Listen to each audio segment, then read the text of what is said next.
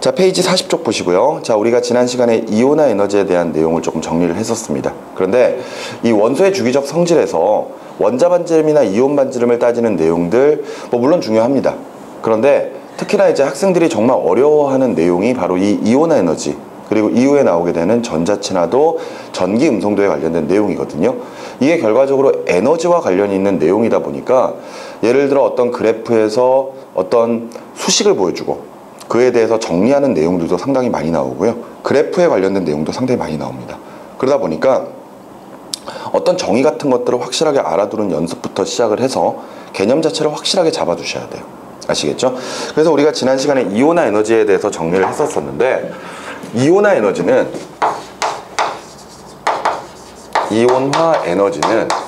중성 상태의 기체 상태의 중성 원자에서 1몰에서 전자 1몰을 떼어낼 때 필요한 에너지라고 그랬죠. 근데 이때 에너지를 흡수하는 거야, 방출하는 거야? 응? 그렇죠. 흡수하는 에너지예요. 오케이? 그러니까 정의는 저렇습니다. 근데 어찌됐건 결과적으로 원자에서 전자를 떼어낼 때 흡수하는 에너지라는 것을 꼭 기억을 하셔야 돼요. 오케이? 그러면서 전자들을 떼어낼 때 예를 들어 M이라고 하는 원소가 있으면은 거기에 에너지를 공급해 줬을 때 전자 하나가 떼어지면은 M은 일가 양이온으로 이렇게 바뀌어 버리겠죠. 맞죠? 그런데 만일 저 M이라고 하는 원소가 전자를 여러 개 가지고 있다면은 그 각각의 원소들은 계속해서 전자를 떼어낼 수가 있단 말이에요. 이런 식으로, 그지? 계속 떼어낼 수가 있겠죠. 이랬을 때 전자 하나 떼어낼 때마다 각각 에너지들이 필요하고, 저런 에너지를 모두 이온화 에너지라고 하면서 읽을 때는 제1 이온화 에너지, 제2 이온화 에너지 이렇게 이제 표현을 했었죠. 그러면서 우리가 제1 이온화 에너지의 주기성에 관련된 그래프를 하나 보게 되는데, 그 그래프의 모양을 외워두셨으면 좋겠다라고 이야기를 했습니다. 특히 1번부터 20번까지였고요. 그래프의 전체적인 높이에 관련된 내용은 크게 신경 쓰지 않고 전체적인 모양을 대략적으로 보라고 했었죠. 그래서 쿵딱, 쿵딱, 쿵딱딱, 쿵딱딱, 쿵딱, 쿵딱딱, 쿵딱딱, 쿵딱 이렇게 하면 1번부터 20번까지. 그러면서 그래프를 연장을 해보면은 요런 식의 모습으로 나타날 수 있다는 거. 요렇게. 그랬을 때 나눠보면은 여기까지가 1주기, 그리고 여기까지가 2주기, 그리고 여기까지가 3주기, 그 다음 이제 4주기가 되는 거죠. 이렇게 알아둬야지 나중에 문제에서 예를 들어 2, 3주기에 걸쳐 있는 원소들의 제1이온화 에너지 그래프이다 이러면서 실제로 문제가 이렇게 나와버리는 거예요. 예를 들어 모양이 이렇게 나오는 거죠. 그래프 나오고 아무런 것도 가르쳐주지 않고 여기가 A, 여기가 B, 여기가 C, 여기가 D, 여기가 E, 여기가 F 이렇게 딱 나와버리는 겁니다. 그러면서 2, 3주기에 걸쳐있는 원소들이고 이 원소들을 물어볼 거거든요. 그렇다면 이 그래프가 어디에서 나타날 수 있을까 이걸 찾아야 되는 거거든요. 그러니까 2, 3주기에 걸쳐 있으니까 결과적으로 요 모양과 동일하다라는 걸 찾아내야 되는 거지. 그렇기 때문에 대략적인 모습을 외워두라고 이야기를 하고 있는 겁니다. 아시겠죠? 그러면서 보면은 같은 족에 있는 원소들은 주기가 1주기, 2주기, 3주기, 4주기로 가면서 점점 에너지가 작아져요. 그런데 같은 주기에서는 대체적으로 원자 번호가 커질수록 이온화 에너지가 커지는 경향성을 나타내죠. 그래서 선생님이 이것을 주기율표에서 방향으로 표현을 해놓으라고 그랬었습니다. 특히 우리가 그 전에 했었던 원자 반지름 같은 경우에는 왼쪽 아래로 내려갈수록 원자 반지름이 어떻게 된다?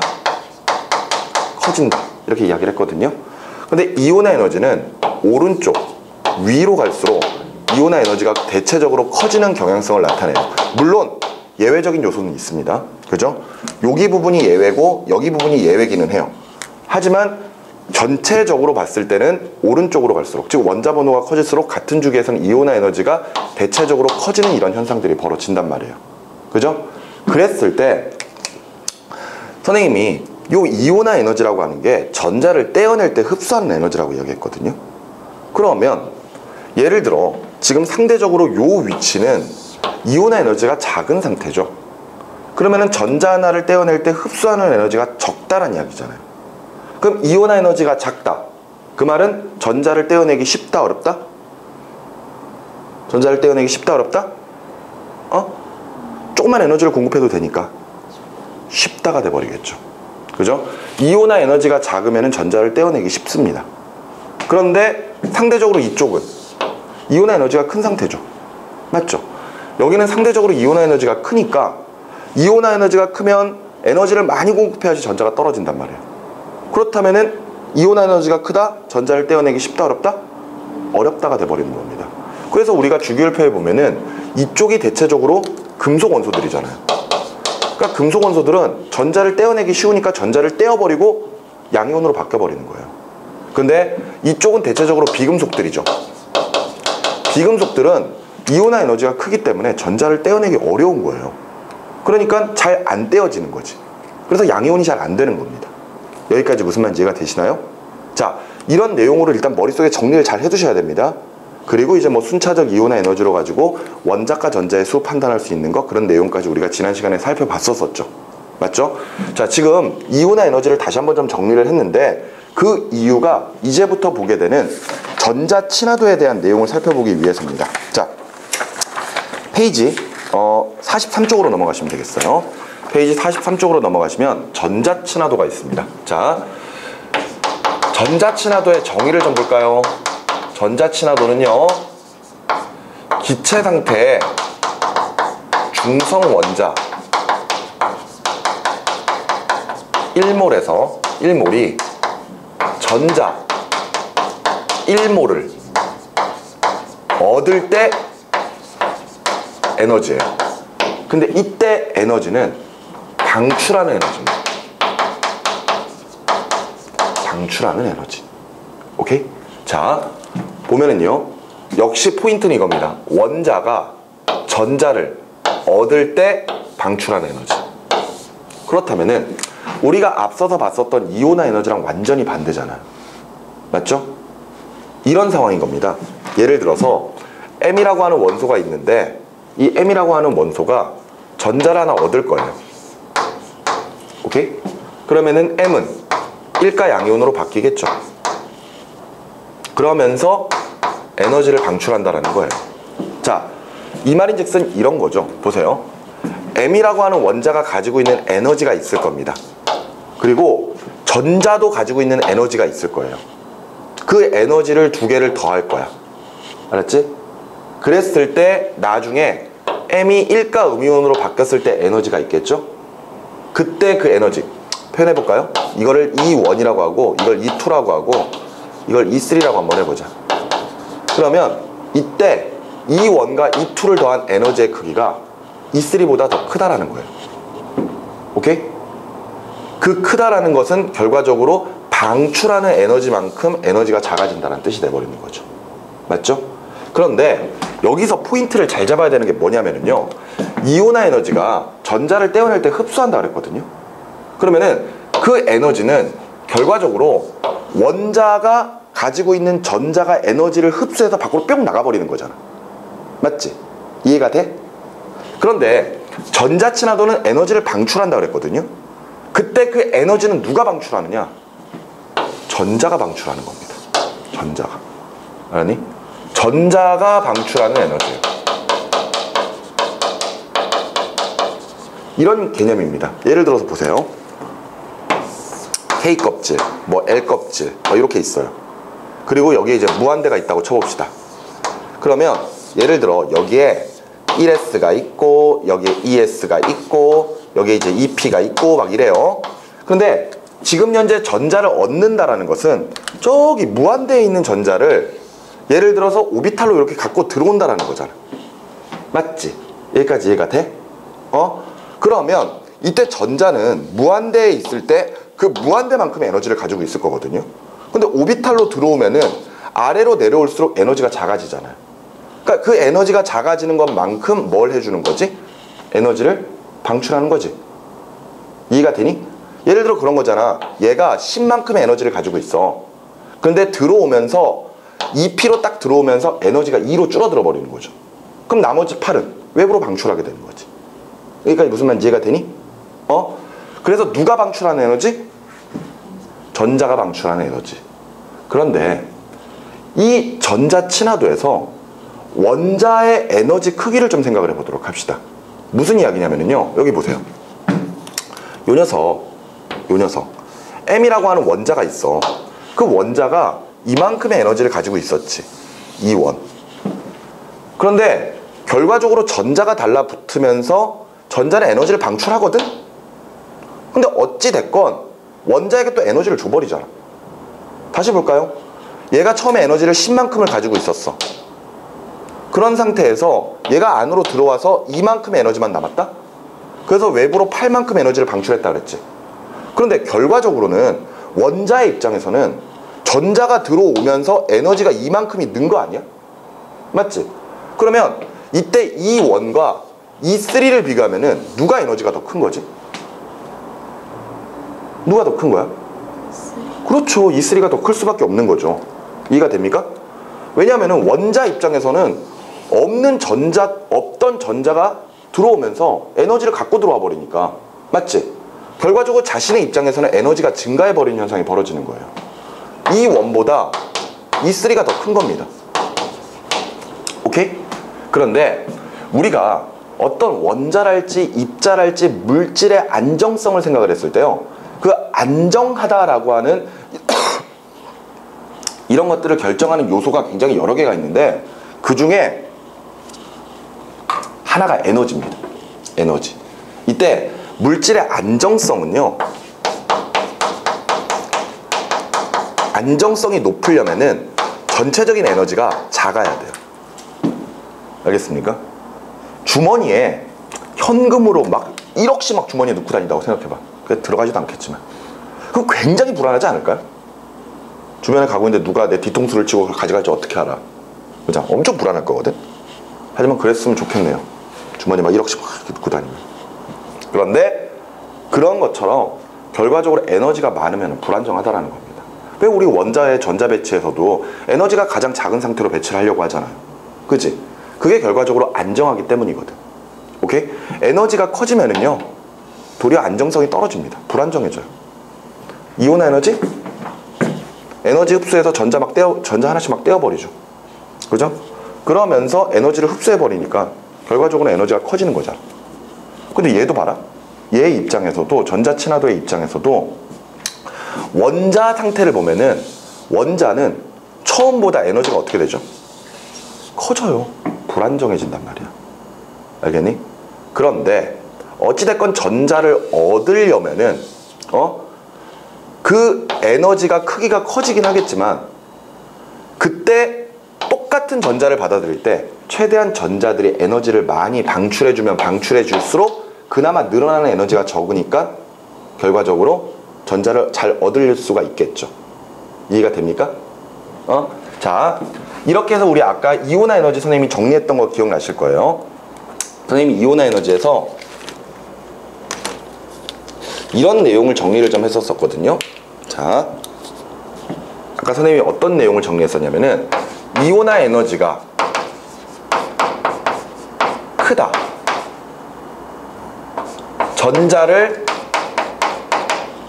잃기 쉽다? 잃기 어렵다? 이온화 에너지가 크다. 그렇죠. 전자를 잃기 어렵다 라고 정리했어요. 맞습니까? 반대로 이온화 에너지가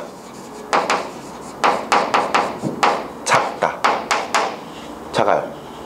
그러면은 전자를 잃기 어떻다? 쉽다. 이렇게 정리했었지? 맞지? 그런데 전자 친화도의 개념을 한번 볼까요? 자, 전자 친화도가 커요. 전자 친화도는 요거 방출하는 에너지야. 전자가 10만큼의 에너지를 가지고 있을 때 얼마만큼의 에너지를 방출하냐 이거야. 예를 들어 10만큼의 에너지가 있는데 9만큼의 에너지를 방출해 버릴 거예요. 그러면 원자 입장에서는 1만 얻으면 되는 거지. 그러면은 그나마 적게 에너지가 증가하는 거니까 전자를 얻기 어렵다? 어떻다? 얻기 쉽다 어렵다? 쉽다 어렵다? 에? 쉽다. 알겠니? 전자 친화도가 크면은 많이 방출해 버리는 거거든. 그냥 조금만 얻어도 되는 거야. 이해가 돼? 그러니까 전자를 잘 얻을 수가 있는 겁니다. 그런데 이번에는 전자 친화도가 작다. 전자 친화도가 작아요. 그러면 10만큼의 에너지 중에서 예를 들어서 뭐 2, 3 정도밖에 방출 안 해버리는 거야.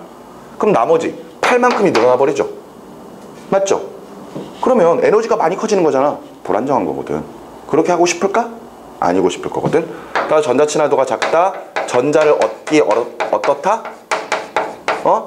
어렵다. 이렇게 정리를 하면 되는 겁니다.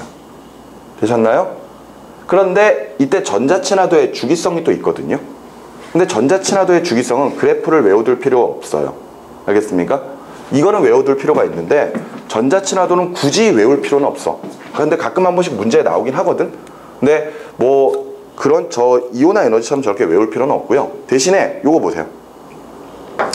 아까 우리 주기율표상으로 원자 반지름과 이온화 에너지가 커지는 방향성을 봤습니다. 맞죠? 그랬을 때 원자 반지름은 왼쪽 아래로. 맞죠? 그런데 이온화 에너지는 오른쪽 위로 갈수록 이온화 에너지가 커진다 그랬죠? 커져요, 이온화 에너지. 그런데 전자 친화도는요, 똑같이 오른쪽 위로 갈수록 전자 친화도도 커집니다. 똑같네요.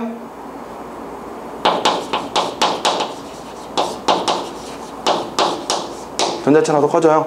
물론 약간 예외성은 있긴 하지만 그래도 어찌됐건 오른쪽 위로 갈수록 커집니다. 맞죠? 그래서 보세요. 여기에 있는 원소들 대체적으로 금속 원소들이죠. 자, 금속 원소들은 이온화 에너지도 작고 전자 친화도도 작습니다. 이온화 에너지도 작고 전자 친화도도 작으니까 전자를 잃기는 쉽죠. 대신에 전자를 얻기는 어렵죠. 그러니까 금속들은 전자를 잃고 양이온이 되는 거죠. 하지만 여기 볼까요? 여기는 비금속 원소들이죠. 비금속 원소들은 이온화 에너지도 크고 전자 친화도도 큽니다. 맞죠? 그러니까 이온화 에너지 크면 전자를 잃기 어렵고요. 전자 친화도가 크면 전자를 얻기가 쉬운 거죠. 그러니까 비금속들은 당연히 전자를 잃기보다는 얻어서 음이온이 되려고 하는 겁니다. 되셨나요? 이게 전자 친화도의 개념이에요. 이온화 에너지가 정리가 되면은 이제 전자 친화도도 이제 정리가 됩니다. 됐죠? 이렇게 해서 지금 에너지에 관련된 거 두 가지를 봤어요. 이온화 에너지랑 전자 친화도. 됐지? 자, 그럼 이제 하나만 더 보면 돼요. 자, 뒤로 넘어가면은 전기 음성도가 나와 있네요. 그죠? 전기 음성도. 자, 그런데 이 전기 음성도는 뭐냐?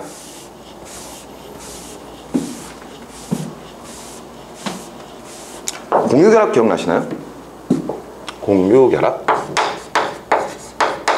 공유결합은 주로 비금속 원소 간의 전자쌍을 공유하며 이루어지는 결합이거든요. 뒤에 가서 우리가 공유결합에 대한 내용 따로 다시 정리할 겁니다. 그런데 쉽게 말해서 이런 거예요. 수소가 전자를 이렇게 하나를 가지고 있거든요. 오케이? 그런데 수소가 전자를 하나 가지고 있으면 불안정해요. 헬륨처럼 두 개를 가져야지 안정하거든. 그런데 주변에서 또 다른 수소가 역시 전자를 하나 가지고 덜렁덜렁 돌아다니고 있는 거죠. 그러니까 이 둘의 수소끼리 딜을 하는 겁니다. 야, 어차피 둘 다 불안정하니까 우리 수소 두 개가 가지고 있는 전자를 함께 쓰면서 우리 결합을 하자. 그래서 얘 입장에서도 두 개를 쓰고 얘 입장에서도 두 개를 쓰는 이런 식의 결합이 만들어집니다. 그러면서 안정해져요. 이런 경우도 있어요. 산소가 있는데 산소는 첫 번째 전자 껍질에 전자가 두 개가 있고 바깥쪽에 6개가 있거든요. 그 바깥쪽에 있는 전자만 표시해 보면은 하나, 둘, 셋, 넷, 다섯, 여섯 이렇게 표현할 수가 있겠죠. 그럼 요 녀석은 바깥쪽에 8개를 가져야지 안정하거든요. 그랬을 때 예를 들어 주변에 수소가 덜렁덜렁 돌아다니고 있으면은요, 수소가 전자를 이렇게 하나 가지고 있죠. 그러니까 야, 함께 쓰자. 결합을 하나 만들어 주는 거죠. 그럼 수소 입장에서는 끝났어. 왜? 2개를 가졌으니까. 하지만 산소 입장에서 아직 하나가 부족하죠. 그러니까 어우, 안 되겠는데 하면서 주변에 있는 또 다른 수소 하나를 더 데리고 오는 거죠. 그래서 야, 우리 함께 쓰자. 이렇게 해서 얘네들이 결과적으로 H2O라고 하는 물을 만들어낼 수가 있는 겁니다. 그리고 같은 원소끼리 한 번 결합이 이루어지는 경우도 있지만 2번, 3번도 일어날 수 있어요. 그러니까 예를 들어 아까 산소 있죠, 산소. 산소는 앞서 봤던 것처럼 2개가 부족하잖아요. 그래서 또 다른 산소가 있으면은 야, 나 2개만 빌려줘. 대신에 나도 2개 빌려줄게. 해서 2개씩 짝을 묶어서 전자쌍을 2개를 만들어주는 겁니다. 알겠니? 그래서 얘네들이 2번 결합을 해버려요. 알겠어? 아니면은 질소 같은 경우에는 바깥쪽에 전자가 5개가 있거든요. 그러니까 3개가 부족해. 그래서 주변에 질소 있으면 야, 내가 3개 빌려줄 테니까 너도 3개 빌려줘. 그럼 전자쌍을 몇 개를 만들겠지? 3개를 만들겠지? 그러면서 3번 결합을 딱 할 수도 있어요. 알았어? 이랬을 때 한 번 결합하면 단일 결합, 2번 결합하면 이중 결합, 3번 결합하면 삼중 결합 이렇게 표현하기도 합니다. 그런데 자, 저런 식의 공유 결합을 할 거예요. 그런데 결과적으로 공유 결합을 하는 이유는 불안정하니까 어딘가로부터 전자를 빌려오는 건데, 그지? 대신에 내가 필요한 개수만큼 내가 전자를 내줘야 되거든. 맞지? 그런데 어찌됐건 서로 필요한 거잖아. 그러다 보니까 서로 전자를 잡아 당겨서 내 걸로 가지려고 하는 힘이 생겨버리는 겁니다. 그게 바로 전기음성도예요.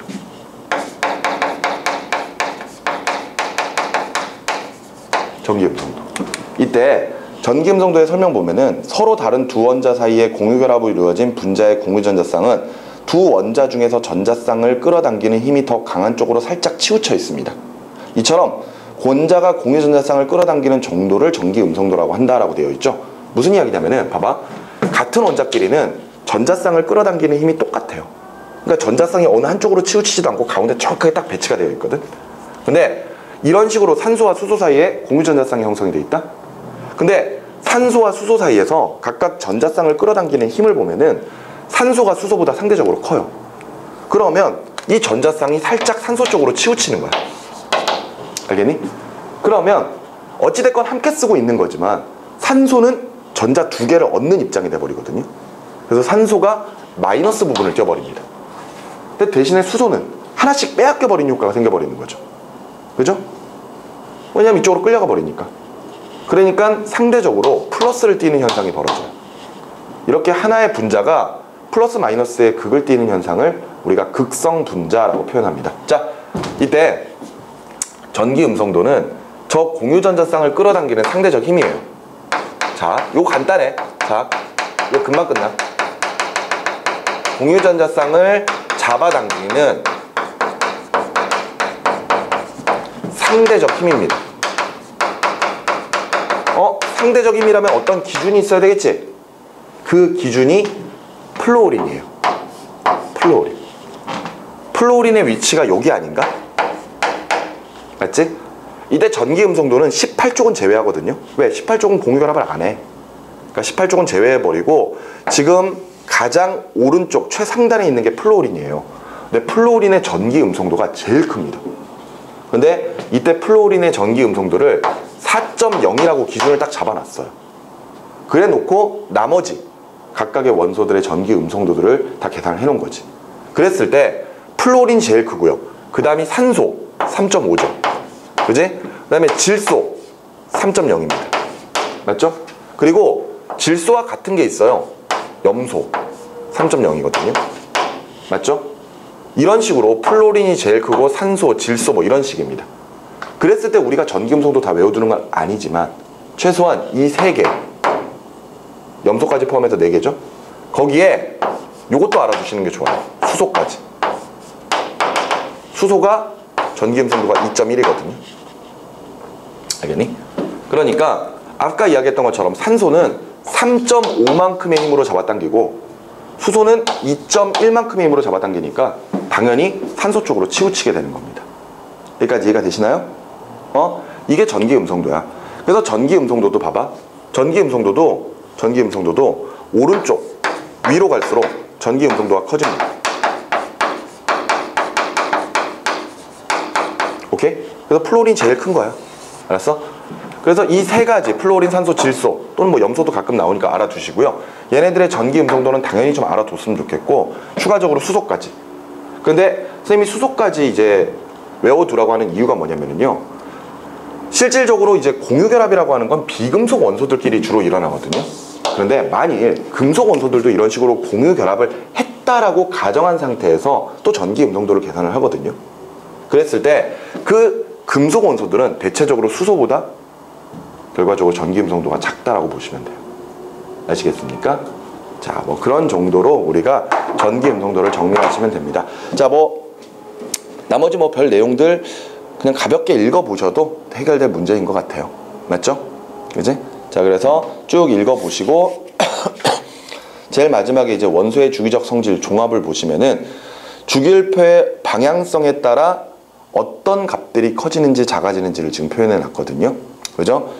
주기율표에서 왼쪽 아래로 내려갈수록 커지는 것은 원자 반지름. 그리고 왼쪽 아래로 내려가면은요, 거기에 있는 원소들은 다 금속 원소들이거든요. 특히 왼쪽 아래로 내려갈수록 금속성도 커진다라고 하는데 금속의 반응성이 더 좋아지는 거예요. 그리고 오른쪽 위로 갈수록 커지는 것은 비금속들이 주로 위치하고 있죠. 비금속성이 커지고요. 그 다음에 우리가 앞에서 봤었던 이온화 에너지, 전자친화도, 전기 음성도의 값들이 커지게 됩니다. 이 그래프로 위치를 좀 외워두시는 게 좋아요. 알겠죠? 자, 이렇게 해서 우리가 전기 음성도까지 해서 원소의 주기적 성질에 대한 내용들을 살펴보았습니다. 근데 앞서 이야기했던 것처럼 내용 자체도 조금 헷갈리지만 문제가 상당히 조금 어렵게 나와요. 그러니까 보통 여기서 문제가 나온다면 3점짜리 문제, 수능에서는 3점짜리 문제 정도라고 생각하시면 되거든요. 그렇기 때문에 조금 신경 쓰셔서 살펴보시는 게 좋을 겁니다. 아시겠죠? 자, 이렇게 해서 이제 2단원은 마무리를 하도록 할 거고요. 다음 시간에는 우리가 3단원 화학결합으로 넘어가 보도록 하겠습니다. 아시겠죠? 대신에 그 전에 2단원에 해당하는 문제들 그리고 내용 정리 다시 한번 꼭 필수적으로 해 주시기 바랍니다. 알겠죠? 자, 오늘 수업 여기까지요. 수고했습니다.